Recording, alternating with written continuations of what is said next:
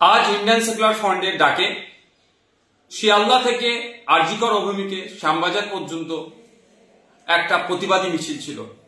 আরজিকর কাণ্ডে ব্যর্থ এবং প্রিয়াঙ্কা হাসদার খুনিদের গ্রেফতার করতে ব্যর্থ, পুলিশি অরাজকতা, পুলিশি নির্যাতনের খুন, স্বাস্থ্য ব্যবস্থায় যে তলানিতে চলে গিয়েছে, আইন শৃঙ্খলা রক্ষা করতে ব্যর্থ রাজ্যের পুলিশ মন্ত্রী ও রাজ্যের স্বাস্থ্যমন্ত্রীর পদত্যাগের দাবি নিয়ে আমরা এক প্রতিবাদী মিছিলের ডাক দিয়েছিলাম।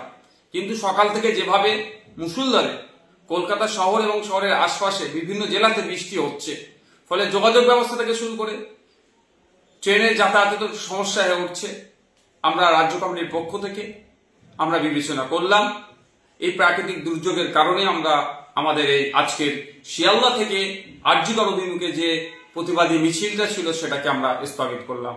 অতি শীঘ্রই পরবর্তী তারিখ আপনাদের জানিয়ে দেওয়া হবে।